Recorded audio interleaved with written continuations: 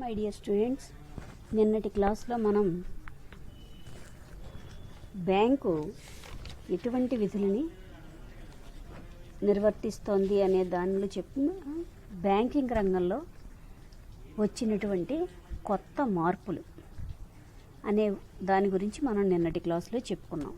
అంటే banking systems ఏ విధంగా ఉన్నాయి, భారత బ్యాంకింగ్ వ్యవస్థలో ఉన్నటువంటి నవకల్పనలు ఏమిటి అనే విషయాన్ని, లేదా నూతన మార్పులు ఏమిటి అనే విషయాన్ని నిన్నటి క్లాసులో చెప్పాం. ఏమిటివి? ఈ బ్యాంకింగ్, ఆన్లైన్ బ్యాంకింగ్, ఏటీఎంలు, అలాగే క్రెడిట్ కార్డులు, ఆఫ్షోర్ బ్యాంకింగ్, ఇలా రకరకాలైనటువంటి మార్పులు వచ్చాయి అనే విషయాన్ని నిన్నటి క్లాసులో చెప్పాం. ఈరోజు క్లాస్లో బ్రాంచ్ బ్యాంకింగ్ అంటే ఏమిటి, బ్రాంచ్ బ్యాంకింగ్ వల్ల కలిగేటువంటి ప్రయోజనాలు, లోపాలు ఏమిటి అనే విషయాన్ని ఈరోజు క్లాస్లో తెలుసుకుందాం. బ్యాంకులు అనేటువంటివి అన్ని దేశాల్లోనూ ఉంటాయి. అయితే వాటి యొక్క స్వరూప స్వభావాలు అనేటువంటివి ఒకే విధంగా ఉండవు. ప్రతి దేశానికి మారిపోతూ ఉంటాయి. ఎందుకంటే ఆ దేశంలో ఉండేటువంటి ఆర్థిక పరిస్థితులు, రాజకీయ సాంప్రదాయాలు, ఆచార వ్యవహారాలు మొదలైనటువంటి వీటన్నిటి మీద ఆ దేశం యొక్క స్వరూప స్వభావాలు అనేటువంటివి మారిపోతూ ఉంటాయి. అందువల్ల వివిధ దేశాల్లో అమల్లో ఉన్నటువంటి బ్యాంకింగ్ వ్యవస్థలను వివిధ రకాలుగా వర్గీకరించడం అనేటువంటిది జరిగింది. అవి ఏమిటి? బ్రాంచ్ బ్యాంకింగ్, యూనిట్ బ్యాంకింగ్, మిశ్రమ బ్యాంకింగ్, సామూహిక, ఇలా అనేక రకాలుగా విభజించడం అనేటువంటిది జరిగింది. అయితే రెండు రకాలైనటువంటి బ్యాంకింగ్ వ్యవస్థలు ప్రపంచంలో ప్రముఖమైనటువంటి పాత్రని కలిగి ఉన్నాయి. అవి ఏమిటి అంటే బ్రాంచ్ బ్యాంకింగ్, అలాగే యూనిట్ బ్యాంకింగ్. బ్రాంచ్ బ్యాంకింగ్ అంటే ఏమిటి? ప్రపంచంలో ఎక్కువ దేశాల్లో ఈ బ్రాంచ్ బ్యాంకింగ్ అనేటువంటి దాన్ని మనం ఎక్కువగా అమలు చేయడం అనేటువంటిది జరిగింది. అయితే బ్రాంచ్ బ్యాంకింగ్ అనేటువంటిది దేశంలో ఒక బ్యాంకింగ్ సంస్థన అనేక ప్రాంతాల్లో, ఒకే ఒక బ్యాంకింగ్ సంస్థ ఉండి అనేక ప్రాంతాల్లో శాఖలను కలిగి ఉండి వ్యాపారం చేస్తూ ఉంటే దానిని బ్రాంచ్ బ్యాంకింగ్ అంటాం. ఏంటంటే ఒకే దేశంలో ఒక బ్యాంకింగ్ సంస్థ అనే ప్రాంతంలో, దేశంలో ఒక బ్యాంకింగ్ సంస్థ అనేక ప్రాంతాల్లో శాఖలుగా లేదా బ్రాంచీలను కలిగి ఉండి బ్యాంకింగ్ వ్యాపారాన్ని చేస్తూ ఉంటే దానిని బ్రాంచ్ బ్యాంకింగ్ అంటాము. దీనినే మనం కేంద్ర కార్యాలయము అని పిలుస్తాం. దానినే ఇంగ్లీష్లో హెడ్ ఆఫీస్ అంటారు. అంటే ఒక చోట దేశవ్యాప్తంగా కార్యాలయం ఉండి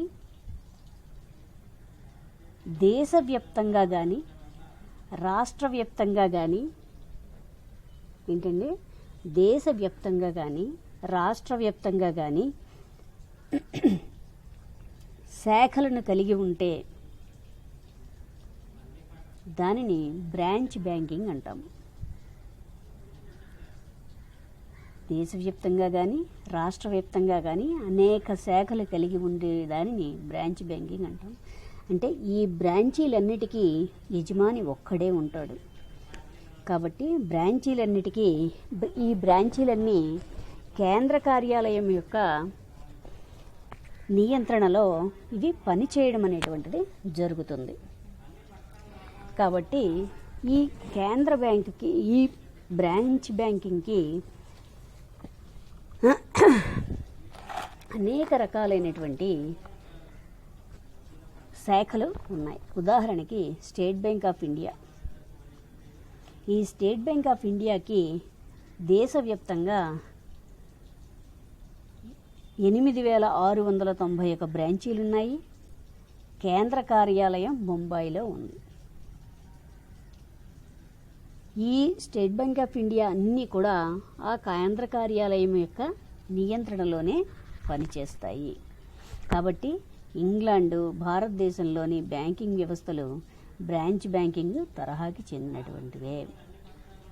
భారతదేశంలోని బ్యాంకులన్నీ కూడా బ్రాంచ్ బ్యాంకింగ్కు సంబంధించినవే. ఈ బ్రాంచ్ బ్యాంకింగ్ అనేటువంటి దాన్ని ప్రారంభించినటువంటిది ఇంగ్లాండ్. అయితే ఇంగ్లాండ్లో ఉన్నటువంటి పెద్ద బ్యాంకులు 5: మిడ్లాండ్, లాయిడ్స్, బోర్కెస్, ఇలా ఈ వెస్ట్ మినిస్టర్, నేషనల్ ప్రొఫెషనల్స్, వీటిని బిగ్ 5 అంటాం. ఈ బ్యాంకులన్నీ 10,000కు పైగా బ్రాంచీలని కలిగి ఉన్నాయి. దేశంలో ఉండేటువంటి బ్యాంకింగ్ వనరుల్లో దేశంలో ఉండేటువంటి బ్యాంకింగ్ వనరులలో 75% ఈ బ్యాంకుల చేతుల్లోనే ఉన్నాయి. మన దేశంలో కూడా ప్రభుత్వ, ప్రైవేట్ రంగాల్లో ఉన్న పెద్ద బ్యాంకులకు వందల సంఖ్యలో బ్రాంచీలు ఉన్నాయి. మనకి తెలుసు ఆంధ్ర బ్యాంకు, వైశ్య బ్యాంకు, ఇలాంటివన్నీ కూడా మన వివిధ దేశాల్లో వేల బ్రాంచీలు ఉన్నటువంటివి ఉన్నాయి. అయితే ఈ బ్రాంచ్ బ్యాంకింగ్ వల్ల ప్రయోజనాలు ఏమిటి అంటే, బ్రాంచ్ బ్యాంకింగ్ వల్ల ప్రయోజనాలు ఏమిటంటే భారీగా నిధులని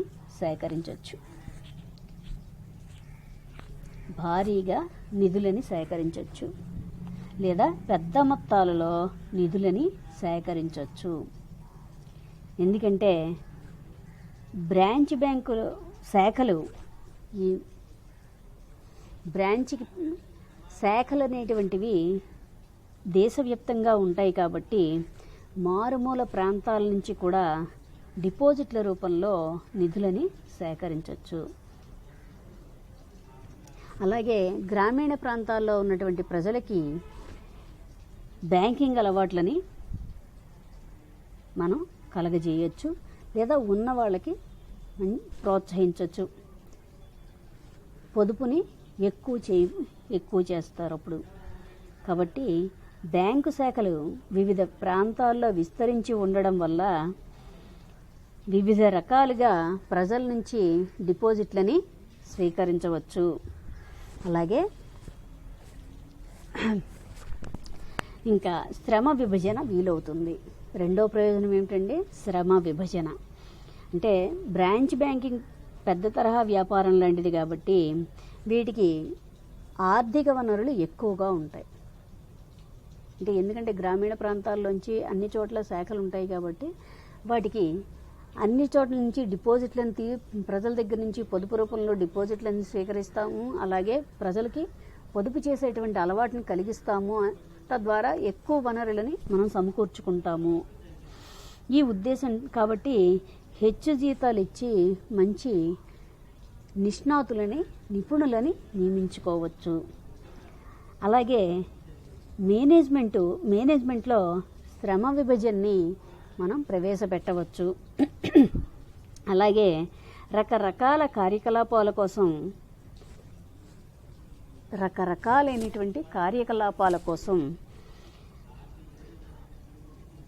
ఆ పనిలో నైపుణ్యం కలిగినటువంటి వ్యక్తులని, నిష్ణాతులని నియమించుకోవచ్చు. ఎందుకంటే వనరులను ఎక్కువగా సమకూర్చుకుంటాం కాబట్టి దానికి ఇంకా సూచనలు, సలహాలు, దాని మీద అనుభవం ఉన్న వాళ్ళని మనం నియమించుకోవచ్చు.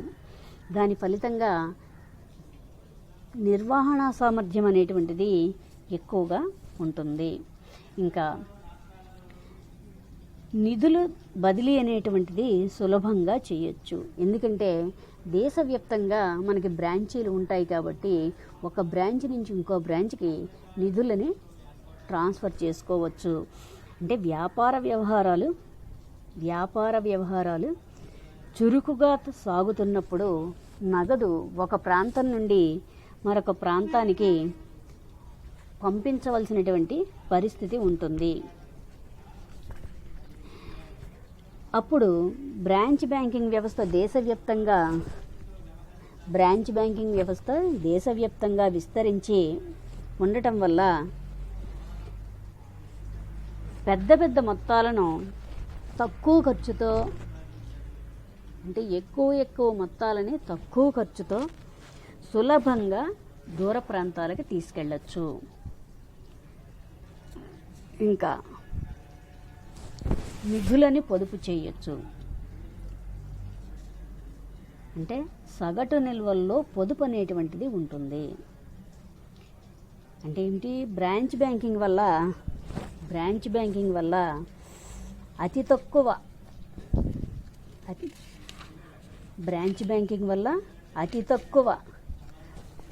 రిజర్వులను ఉంచుకొని ఎక్కువ మొత్తాలని రుణాలు, అడ్వాన్సులుగా ప్రజలకి ఇవ్వచ్చు. అంటే బ్రాంచి అవసరాలకి అనుగుణంగా నగదుని ఉంచుకొని మిగిలిన మొత్తాన్ని ప్రజలకి రుణాలుగా, అడ్వాన్సులుగా మనం ఇవ్వచ్చు. ఎందుకంటే బ్రాంచీలు వీలైనంత తక్కువ నగదు నిల్వలు ఉంచుకున్నప్పుడు డబ్బు అవసరమైతే కనుక మిగిలిన నగదు రిజర్వులు ఉన్న మిగిలినటువంటి నగదు నిల్వలు ఉన్నటువంటి బ్రాంచీల నుంచి మనకి కావాలంటే నగదుని తెచ్చుకోవచ్చు. ఇంకా ఏవైనా ఒడిదుడుకులు కనుక వస్తే వాటిని ఎదుర్కొనేటువంటి శక్తి బ్రాంచ్ బ్యాంకింగ్ వల్ల ఉంటుంది. ఎందుకంటే ఒక సంస్థలో నష్టం సంభవిస్తే లేదా వనరులు తక్కువగా ఉంటే ఈ సంస్థ నుంచి ఎక్కువగా వచ్చినటువంటి వనరులు ఎక్కువగా ఉన్నటువంటి సంస్థ నుంచి ఆ సంస్థకి మనం తట్టుకోవడానికి బదిలీ చేసుకుని అందులో ఉన్నటువంటి నష్టాలని భర్తీ చేసుకోవచ్చు. అంటే బ్రాంచ్ బ్యాంకులు దేశవ్యాప్తంగా విస్తరించి ఉంటాయి కాబట్టి ఒక ప్రాంతంలో లేదా ఒక బ్రాంచీలో ఆర్థిక మాంద్యం కనుక ఏర్పడితే ఆ నష్టాన్ని భర్తీ చేసుకోవడానికి లాభాలు ఆర్జించేటువంటి బ్రాంచీల ద్వారా మనం నష్టాన్ని భర్తీ చేసుకోవచ్చు.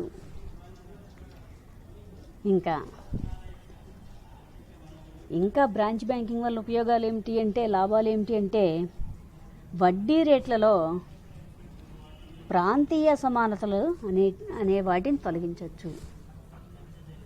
వడ్డీ రేట్లలో ప్రాంతీయ అసమానతలు అనే వాటిని తొలగించవచ్చు.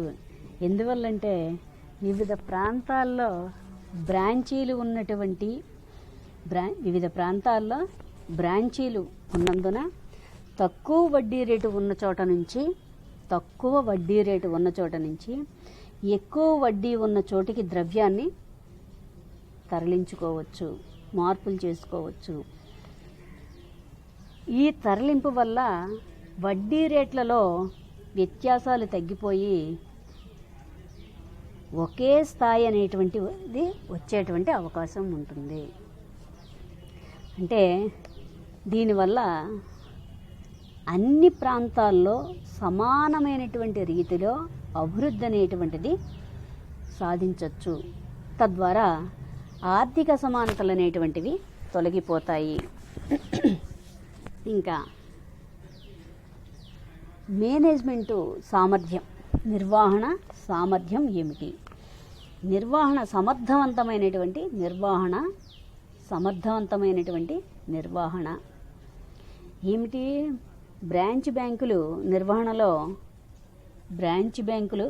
నిర్వహణలో ఎక్కువ సామర్థ్యాన్ని సాధించేటువంటిది, అధిక సామర్థ్యాన్ని సాధించవచ్చు. ఎందుకంటే సమర్థులైన వాళ్ళని, నిపుణులైనటువంటి వాళ్ళని మనం తెచ్చుకొని అందులో వాళ్ళకి మంచి శిక్షణ కనుక ఇస్తే మంచి ఫలితాలు సాధించడానికి ఆస్కారం ఉంటుంది. అంటే బ్రాంచ్ బ్యాంకుల యొక్క నిర్వహణలో అధిక సామర్థ్యాన్ని సాధించడానికి వీలుంటుంది. ఎందువల్లంటే మనం ఈ సంస్థల్ని నిర్వహించడం కోసం మంచి సమర్థులైన వాళ్ళని, నిపుణులైన వాళ్ళని కనుక నియమించుకుంటే, మంచి శిక్షణ కనుక ఇస్తే మంచి ఫలితాలని మనం సాధించుకోవచ్చు. ఇంకా కార్యకలాపాలలో ఆదాలు ఏమిటి? కార్యకలాపాల్లో ఆదాలు అంటే ఏం కార్యకలాపాల్లో ఆదాలు ఉన్నాయి? కార్యకలాపాల్లో ఆదాలు అంటే బ్రాంచ్ బ్యాంకులు అంటే బ్రాంచ్ బ్యాంక్ అంటే ఏమని చెప్తున్నాము? ఒక దేశంలో ప్రధాన కార్యాలయం ఉండి వివిధ ప్రాంతాల్లో దాని శాఖలను విస్తరింపచేసి ఉంటే దానిని బ్రాంచ్ బ్యాంకింగ్ వ్యవస్థ అని చెప్తున్నాం. భారతదేశంలో ఈ బ్రాంచ్ బ్యాంకింగ్ వ్యవస్థ ఎక్కువగా ఉంది అని. కాబట్టి బ్రాంచ్ బ్యాంకులు భారీ ఎత్తున వ్యాపారాన్ని చేస్తాయి కాబట్టి నిర్వహణ ఖర్చులు తగ్గించడం, ఖాతాదారులకి తక్కువ వ్యయంలో ఎక్కువ సేవలు అందించడానికి వీలవుతుంది. ఖాతాదారులకి తక్కువ ఖర్చుతో ఎక్కువ సేవలు అందించడానికి వీలవుతుంది. ఎందుకంటే ఈ శాస్త్రీయ నిర్వహణ ద్వారా పనిని విభజిస్తాం. ఈ పని విభజన వల్ల పరిపాలనా వ్యయం తగ్గించడానికి అవకాశం అనేటువంటిది ఉంటుంది. అడ్మినిస్ట్రేటివ్ ఛార్జెస్ అనేటువంటివి తగ్గించవచ్చు. తద్వారా బ్యాంకు యొక్క కార్యకలాపాల్లో ఆదా అనేటువంటిది జరుగుతుంది. ఇంకా ఏం చెప్తున్నాడు? కేంద్ర బ్యాంకుల పర్యవేక్షణలో సౌలభ్యము ఉంటుంది. కేంద్ర బ్యాంకులు పర్యవేక్షణలో సౌలభ్యం అనేటువంటిది ఉంటుంది. ఇందువల్ల కేంద్ర బ్యాంకుల పర్యవేక్షణలో సౌలభ్యం అంటే దేశం మొత్తం మీద బ్రాంచీలు ఉన్నప్పటికీ బ్రాంచీలు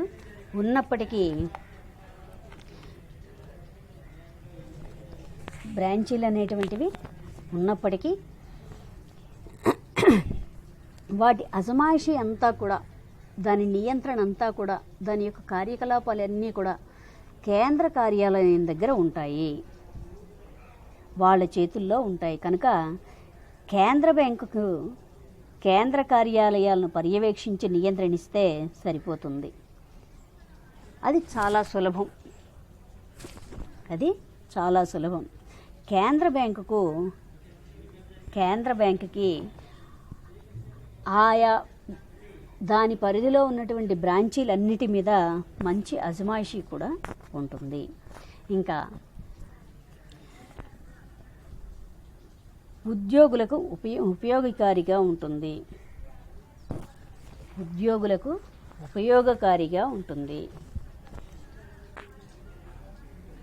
ఏమిటిది? ఉద్యోగులకు ఉపయోగకారి అంటే ఏమిటి అంటే బ్రాంచ్ బ్యాంకింగ్ వ్యవస్థలో అవసరాన్ని బట్టి ఉద్యోగులని ఆ బ్రాంచ్ నుంచి ఈ బ్రాంచ్కి, ఈ బ్రాంచ్ నుంచి ఆ బ్రాంచ్కి అటు ఇటు ట్రాన్స్ఫర్లు చేసి వాళ్ళ యొక్క సామర్థ్యాన్ని పెంచవచ్చు. తద్వారా ఉద్యోగులకు ప్రమోషన్ల అవకాశాలు కూడా ఎక్కువగా ఉంటాయి. కాబట్టి ఇంకా గ్రామీణాభివృద్ధికి వీలవుతుంది. ఏమవుతుందండి? గ్రామీణాభివృద్ధికి వీలవుతుంది. ఎందుకంటే గ్రామ ప్రాంతాల్లో గ్రామీణ బ్యాంకుల్ని స్థాపించడం అనేటువంటిది నష్టాలతో కూడుకున్నప్పటికీ బ్రాంచ్ బ్యాంకులు మాత్రమే బ్యాంకు బ్రాంచులతో పాటు ఆదాయం ఉండని గ్రామీణ ప్రాంతాలను కూడా తమ సేవలను అందించగలవు. అంటే గ్రామీణ ప్రాంతాల్లో బ్యాంకుల స్థాపన చేయడం అనేటువంటిది ఖర్చుతో కూడుకున్నటువంటిది. ఎందుకంటే పట్టణ ప్రాంతాల్లో ఉన్నంత ఫ్లోటింగ్ గ్రామీణ ప్రాంతాల్లో ప్రజల్లో ఉండదు. కాబట్టి పట్టణ ప్రాంతాల్లో వచ్చినటువంటి ఆదాయంతో గ్రామీణ ప్రాంతాల్లో ఉన్నటువంటి ప్రజలకి సేవలని అందించవచ్చు. అంటే బ్రాంచ్ బ్యాంకులు మాత్రమే పట్టణాలతో పాటు ఆదాయం ఉండని, బ్రాంచ్ బ్యాంకులు మాత్రమే పట్టణాలతో పాటు ఆదాయం ఉండని గ్రామీణ ప్రాంతాల్లో కూడా వారు తమ సేవలని అందించవచ్చు. ఇంకా ఏమంటున్నాడు, బ్యాంకింగ్ వ్యవస్థపై ప్రజల్లో విశ్వాసం అనేటువంటిది ఉంటుంది. అంటే బ్రాంచ్ బ్యాంకులు అనేక శాఖలతో ఉంటాయి, అనేక శాఖలుగా ఉంటాయి. బ్రాంచ్ బ్యాంకింగ్లో అనేక శాఖలు ఉంటాయి, అంటే అనేక విభాగాలు ఉంటాయి. కాబట్టి ఎక్కువ మొత్తంతో వ్యాపారం చేస్తుంది. కాబట్టి కొన్ని శాఖల్లో నష్టం వచ్చినప్పటికీ బ్యాంకులు అనేటువంటివి దివాలా తీయడం కానీ పతనమైపోవడం కానీ జరగడానికి ఆస్కారం తక్కువ ఉంటుంది. కాబట్టి ఆర్థిక సుస్థిరత ఎక్కువ, అలాగే విశ్వాసం ఉన్నప్పుడే, బ్యాంకుల మీద ప్రజలకి విశ్వాసం ఉన్నప్పుడే ప్రజలు బ్యాంకుల్లో డబ్బులు దాచుకోవడానికి ముందుకు వస్తారు. ఇన్ని ప్రయోజనాలు ఉండటం వల్ల బ్యాంకింగ్ వ్యవస్థ ఇప్పటికీ మన భారతదేశంలో కొనసాగుతోంది. ఇంకా అయితే ఈ బ్రాంచ్ బ్యాంకింగ్ వల్ల ఎన్ని ప్రయోజనాలు ఉన్నప్పటికీ లోపాలు కూడా లేకపోలేదు. కొన్ని లోపాలు కూడా ఉన్నాయి. ఎందుకంటే ఆ లోపాలు ఏమిటి అంటే, ఫస్ట్ పర్యవేక్షణ చేయటం కష్టం.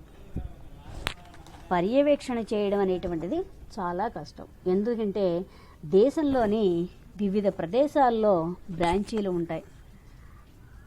అవన్నీ కూడా కేంద్ర కార్యాలయానికి దూరంగా ఉంటాయి.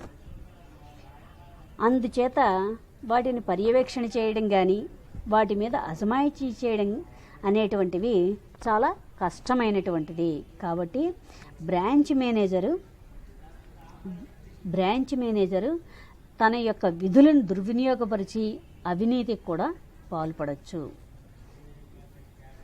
తద్వారా ఏమవుతుంది, మంచి నిపుణులైనటువంటి వాళ్ళ యొక్క సామర్థ్యం తగ్గిపోతుంది.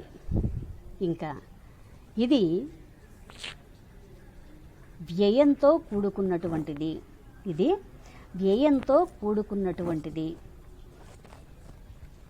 ఎందుకంటే నిర్వహణ ఖర్చులు ఎక్కువగా ఉంటాయి.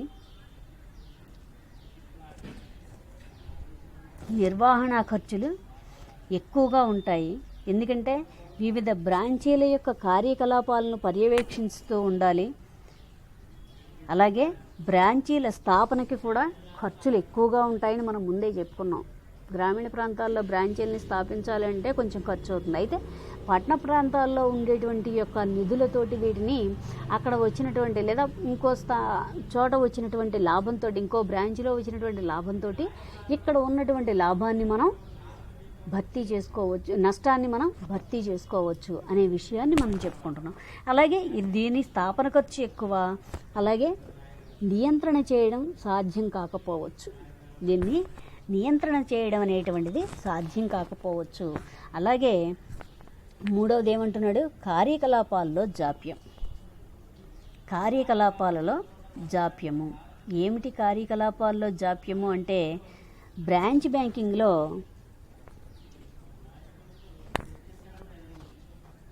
ఆలస్యం అవుతుంది. ఎందుకంటే బ్యాంకు మేనేజర్లకు, ఆ బ్రాంచ్ యొక్క మేనేజర్లకి వారి యొక్క విధులు అనేటువంటివి పరిమితంగా ఉంటాయి. వారికి ఉండేటువంటి అధికారాలు పరిమితంగా ఉంటాయి. కొన్ని మాత్రమే వారు చేయగలుగుతారు.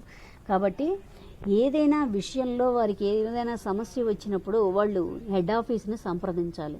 వారి దగ్గర నుంచి నిర్ణయం వచ్చే వరకు వీరు ఎటువంటి నిర్ణయాన్ని చేయలేరు. కాబట్టి ముఖ్యమైనటువంటి నిర్ణయాలు తీసుకోవడంలో జాప్యం అనేటువంటిది జరుగుతుంది. తర్వాత ఖాతాదారులతో వ్యక్తిగత పరిచయాలు అనేటువంటివి ఉండవు. ఎందుకంటే బ్రాంచ్ మేనేజర్లకు స్థానికులతో ప్రత్యక్ష పరిచయం లేకపోవడం వల్ల మేనేజర్లు ఎక్కువ డిపాజిట్లని ఆకర్షించలేరు.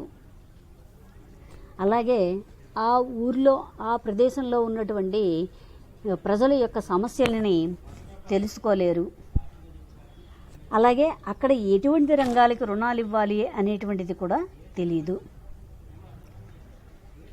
అందువల్ల వాళ్ళు ఏ రంగాలకి అభివృద్ధి పరచాలి అనే విషయం పట్ల వారికి బ్యాంక్ మేనేజర్లకి సరైనటువంటి అవగాహన ఉండదు. కాబట్టి ఇంకా అవాంఛనీయమైనటువంటి పోటీ. ఎందుకంటే ఒకే ప్రాంతంలో వివిధ బ్యాంకులు తమ బ్రాంచీలను ఏర్పాటు చేసుకుంటాయి. అప్పుడు తీవ్రమైనటువంటి పోటీ అనేటువంటిది వస్తుంది. అప్పుడు అప్పులపై వడ్డీ రేట్ అనేటువంటిది తగ్గించడం, డిపాజిట్లపై ఎక్కువ వడ్డీ ఇవ్వడం వంటి అనుకోనేటువంటి పరిస్థితులు ఏర్పడతాయి. ఇంకా ఏమంటున్నాడు, బ్యాంకు వైఫల్యం వల్ల నష్టం. ఎందుకంటే దేశంలోని వివిధ ప్రాంతాల్లో బ్రాంచీలు ఉంటే బ్రాంచ్ బ్యాంకు దివాలా తీసినప్పుడు జరిగేటువంటి నష్టం చాలా ఎక్కువగా ఉంటుంది. తద్వారా ఏమవుతుంది, బ్రాంచీలు ఉంటే బ్రాంచీలు దివాలా తీసినప్పుడు నష్టం అన్ని బ్రాంచీల మీద పడవచ్చు. ఇందాక మనం లాభం అక్కడ వస్తే ఇక్కడ సర్దుకున్నట్టే ఆ నష్టాన్ని కూడా తన యొక్క కేంద్ర కార్యాలయంలో ఈ నష్టాలను కూడా, తద్వారా ప్రజలకి బ్యాంకుల మీద విశ్వాసం అనేటువంటిది పోతుంది. ఇంకా బ్రాంచ్ నిధులు ఇతర ప్రాంతాలకు తరలింపు. ఒక బ్రాంచ్లో ఒక ప్రాంత ప్రజలు ఒక ప్రాంత ప్రజలు ఇచ్చినటువంటి డిపాజిట్లు ఇతర ప్రాంతాలకు తరలించడం జరగచ్చు. అయితే ఆ ప్రాంతం యొక్క అభివృద్ధి, ఆ ప్రాంతంలో వసూలు చేయబడినటువంటి వాళ్ళ దగ్గర నుంచి మనం సేకరించినటువంటి డిపాజిట్లు కానీ మిగతా ఏవైనా వనరులు ఏవైతే ఉన్నాయో అవన్నీ ఆ ప్రాంతంలో వాటికి ఉపయోగించుకోకుండా జరుగుతుంది. ఇంకా ఆర్థిక శక్తి వికేంద్రీకరణ. ఎందుకంటే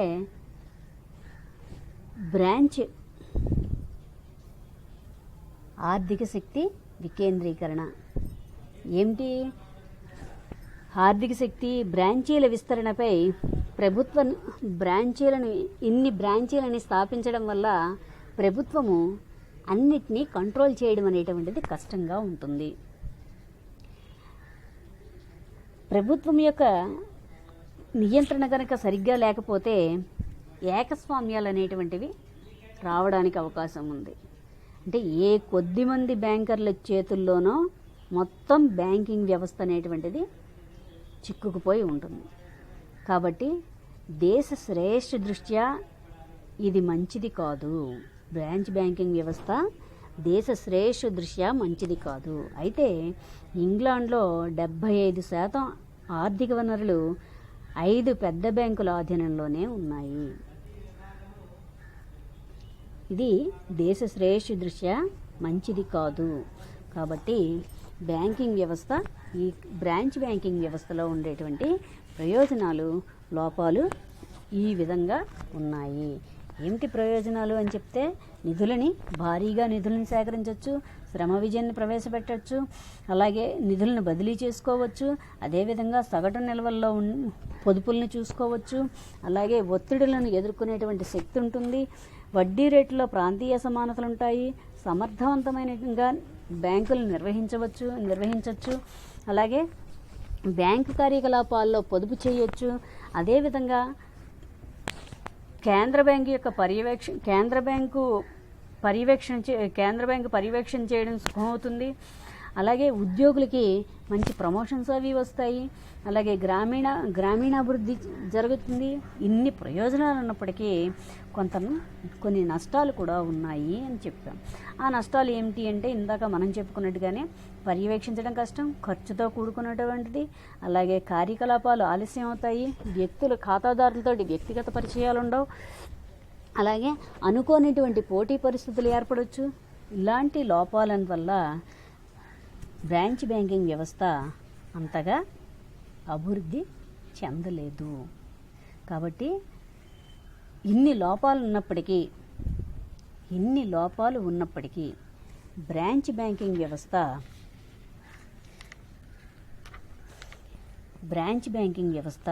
చాలా మెరుగైనది. ఎందుకంటే మన దేశానికి బ్రాంచ్ బ్యాంకింగ్ వ్యవస్థ చాలా మంచిది. ఎందుకంటే ఒక పద్ధతి ప్రకారం భారీ ఎత్తున బ్యాంకింగ్ వ్యవహారాలు కనుక సాగితేనే ఈ పద్ధతి మంచిది. పెద్ద బ్యాంకులు అనేక బ్రాంచీలతో దేశ నలుమూలలా ఉంటాయి కాబట్టి ఆర్థిక వనరులను మనం సాధించగలుగుతాము. గ్రామీణ ప్రాంతాల్లో బ్రాంచీలను స్థాపించగలుగుతాము. తద్వారా వ్యవసాయ అభివృద్ధి జరుగుతుంది. గ్రామాల్లో ద్రవ్య వనరులు అనేటువంటివి ఉంటాయి. అలాగే బ్యాంకింగ్ పరిధిలోకి తీసుకొచ్చి ఆ ప్రజలకి బ్యాంకింగ్ అలవాటును ప్రోత్సహిస్తాం. అందువల్ల బ్రాంచ్ బ్యాంకింగు సరి అయినటువంటి బ్యాంకింగ్ వ్యవస్థ. ఇన్ని లోపాలు ఉన్నప్పటికీ మన దేశంలో బ్రాంచ్ బ్యాంకింగ్ వ్యవస్థ అనేటువంటిది చాలా మంచి వ్యవస్థ అని మనం చెప్పుకోవచ్చు.